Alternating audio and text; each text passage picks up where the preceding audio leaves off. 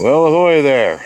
Today is September 2nd, 2021. I'm standing in front of the one of the work areas that I use for Pirates workshop. This one is basically a leather shop, and sometimes I do a little bit of woodwork in there.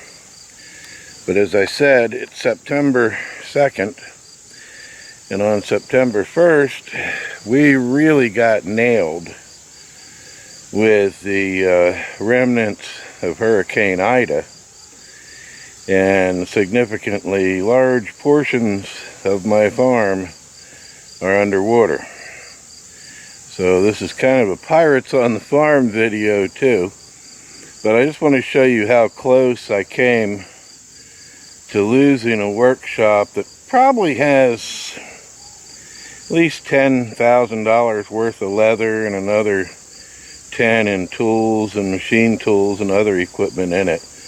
But wait till you see how close this came to being gone. Here we go.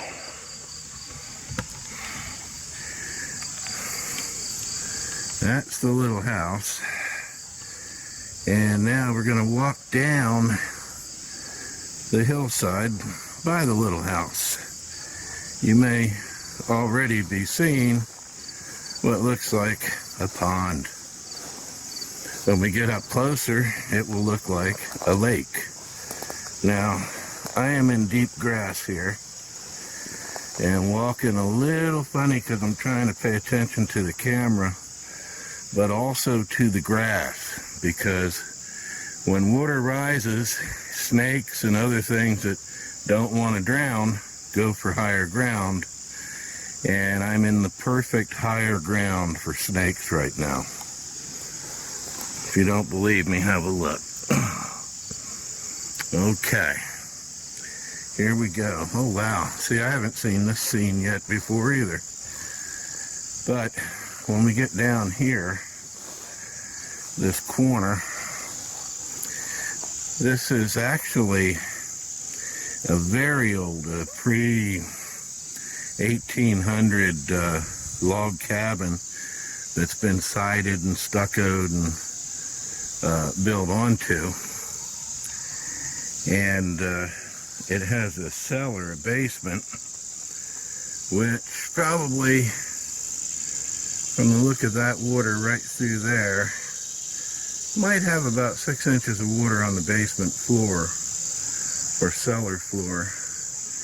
Down in there, and in some later videos, I'm going to try to rehab what was the walk-in fireplace from the original cabin that's still down there. And I want to revamp that and make it work and set up a little bit of a tavern.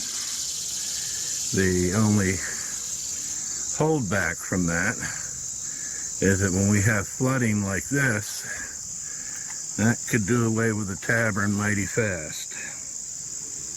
So if you look out here, none of this area has water in it normally. This fencing that you see is, we called it the causeway. We built that so that we could let our horses move on their own between their pasture and the barnyard, where it leads up the hill to that barn. And it worked pretty well. Now we hear cows over there. They are eating my pasture on a part of the farm I cannot get to, except if I go out and around on a road. And however, they are connected up with the farm for my neighbor who I share pasture with. And I'm positive he's been out and checked on them 1 million times already. Okay, so that would be scene one. And now we're going to go and look at another area that's connected to this and part of the flooding. So I'll sign off right now. So now we're at the barn you've seen go by in so many videos, and we're coming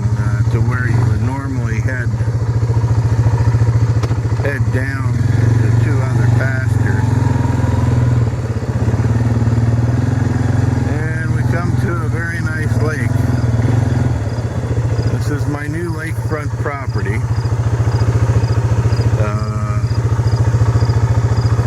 I think we should call it something like Lake Pirate or Lake Cow Call. I'm going to move down a little bit more and stick this on a tripod and see what we can find all around there. But as you can see, there's plenty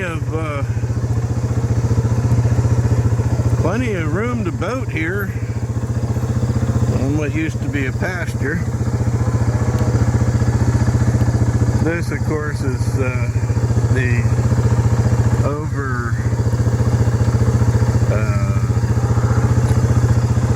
overflowed riverbank.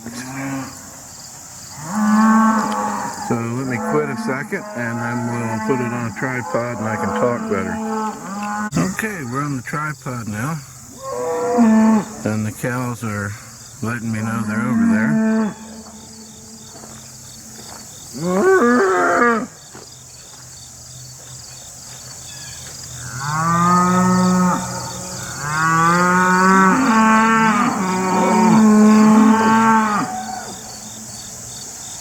I'm not real sure how deep it is over here. How deep is it over there? You all agree with that? Oh, okay. Well, why doesn't one of you try to float over here and see if you can touch?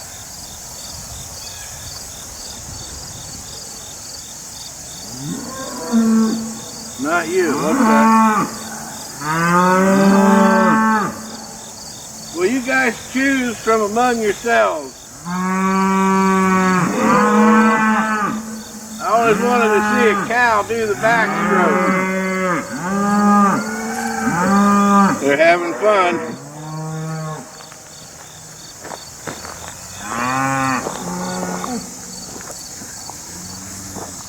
Okay, so what you can see here is a pasture that we have that is now a lake.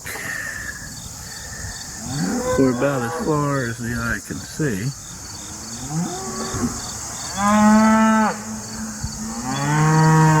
And I'm going to try to bring that a little closer. Uh-oh.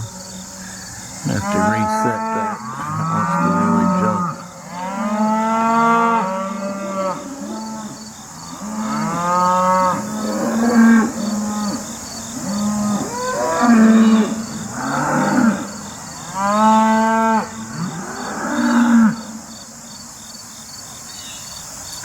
And down in here you can see it goes across into a little paddock area. And in a few minutes I will show you my half of the lake, my other half of the lake, I guess. But if you can see, I'm going to bring this even closer.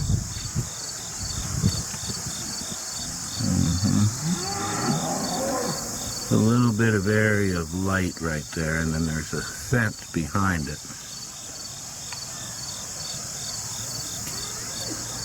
Behind that is about an 8-foot drop off, and then you get down to the surface of the water of the river or creek, whatever you want to call it, out there. So my estimate on how deep this is here, when I spin this around, I'm going to take it off the tripod, hopefully not shake it too much for you.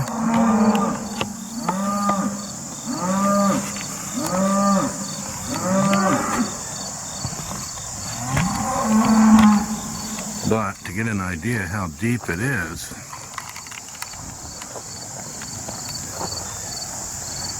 these fence posts, there's one, there's another, right there. These fence posts are about 5 feet high, and they're going downhill. That one's probably 5.5. This one with the gate on is taller. That's probably about 6.5 feet. That fence line continues on down. It's just that it's all underwater right now. And there's a crossing. If you remember the crossing where I found the funny footprints, that's kind of, and it's hard to show it from here. It's kind of past that tree that's floating in there right now. It definitely got a lot. Definitely did a lot.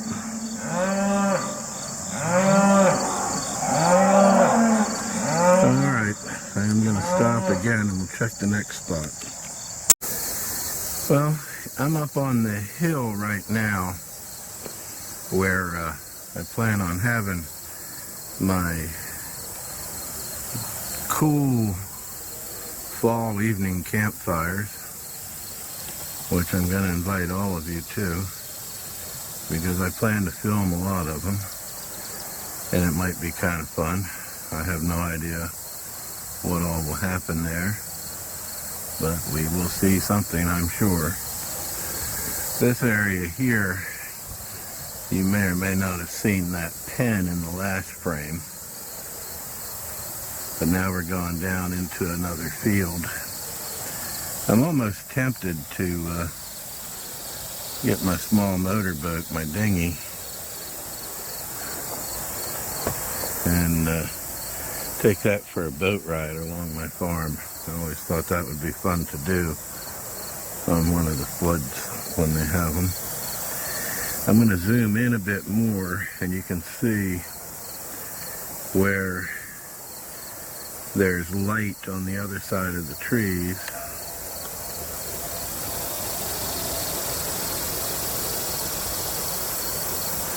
And that is the river. Once you get to the other side of the trees, that is the river. So the river out there,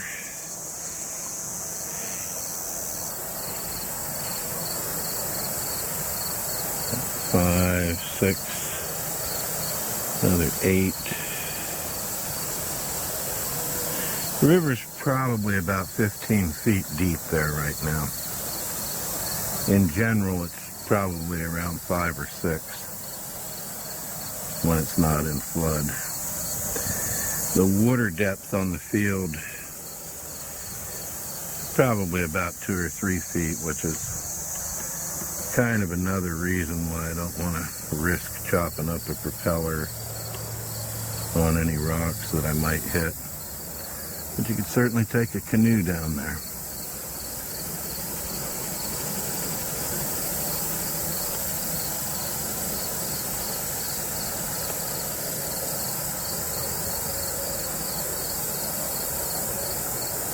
I don't know if you hear the rushing water in the background, but we've had some pretty rough floods here before. Once, when the water in that field was probably 20 feet deep, and the water was rushing so fast that boulders that were being swept down the river were clacking together along with trees that had been taken out. And you couldn't believe how noisy that was. It was really like a force of nature, watching a force of nature.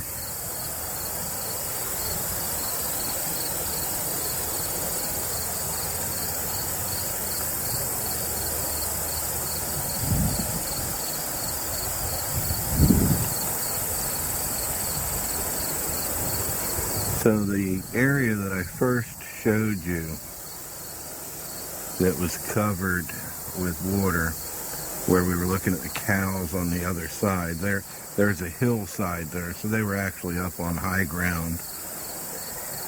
And the wetted area from the flood is probably in the neighborhood of 10 or 12 acres.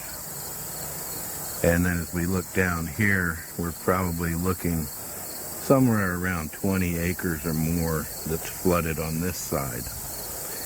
An interesting thing about floods is it brings down all kinds of stuff. Once the water recedes, we can take a trip out through the wood line and see what's new, see what was brought to us. I found all kind of things out there.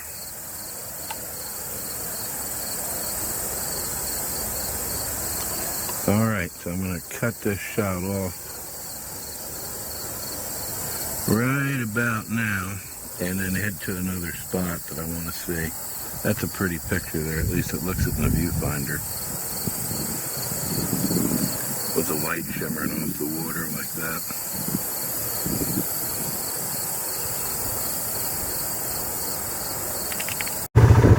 Okay, we're back again. And I'm just going to shoot this kind of handheld while I'm driving. But we're on a continuation from that spot where we were a few minutes ago. And we're looking down into this giant field that we always called the crescent field. It has a sort of a curved shape to it. Look more like a scimitar, I guess.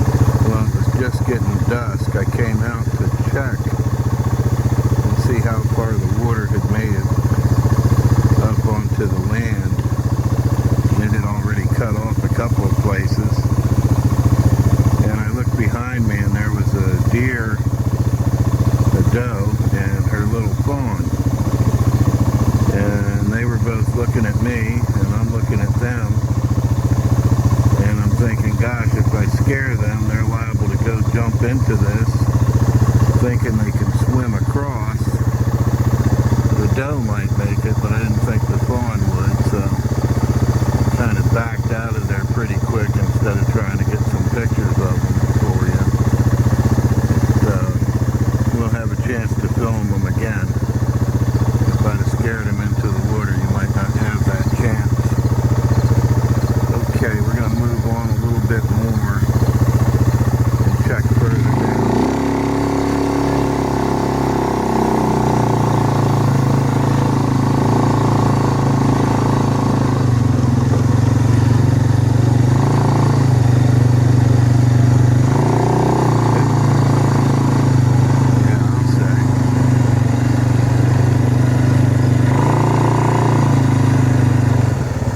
I actually was going to get into this field on the other side of that fence post so I could get closer to the water, but it did exactly what I thought it was going to do. It sort of wrapped around here, and I'd have been basically just driving myself into a pond.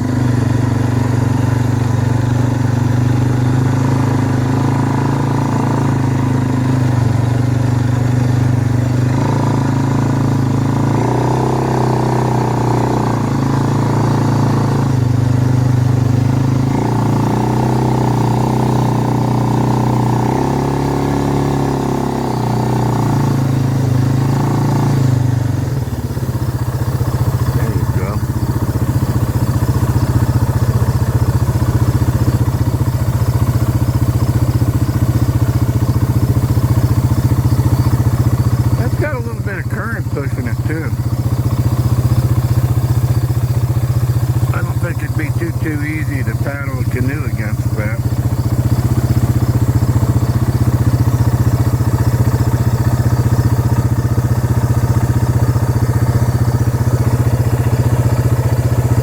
Sorry, I had something climbing on my elbow, some kind of bug. Wanted to make sure it wasn't going to bite me, so I flicked him off. You all got to go along for the ride.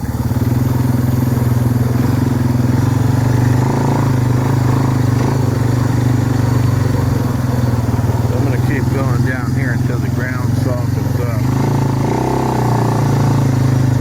But it's just about doing now. Well, I don't see any alligators, because we don't have alligators up here. We don't have pythons up here either, but my neighbor saw about a, I don't know, 12-footer or something 2 or 3 years ago. I figured somebody let it loose, and it came down the creek and crawled up in this way, but probably died in the winter cold. He's never seen it again, neither have I, but there's always weird stuff here. I keep telling you that. I can start proving it a little more now that I can get out better. So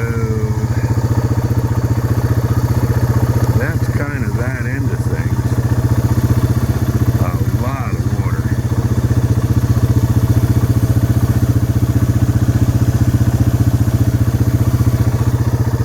That just reminds me of a swamp I went through in Florida or Louisiana. Get in there, it's just all these trees growing out of water, and then you're wondering what's going to jump out and try to eat you, which is pretty much everything.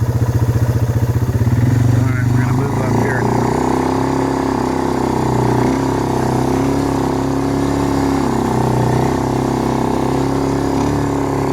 Okay, I'm going to turn you off a minute. Okay, we're back to this. I'm in a different field. It's kind of where it wraps around. This area here is much higher ground than what we were just on.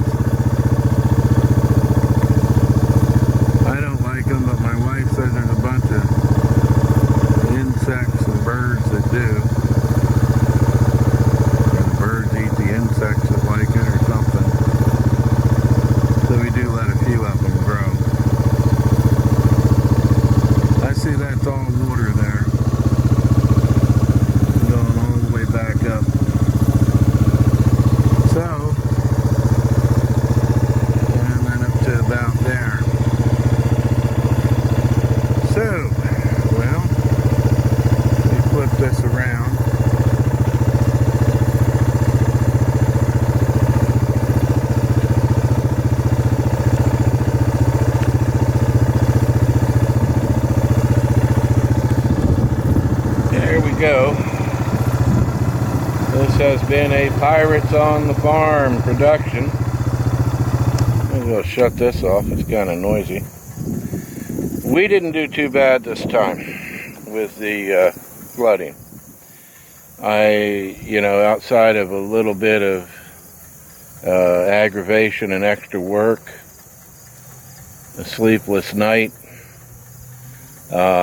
I don't see any crops that were lost, and it certainly didn't get into my little shop of horrors, which I'm going to do the next video there. I'll probably be making something in leather or painting something, God knows only what.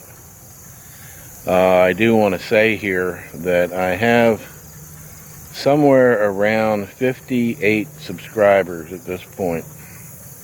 I want to do a shout out too to another fellow that I just ran into the other day. We were both commenting on somebody else's videos and hooked up and started chatting back and forth in the comments, and he has a pretty good channel.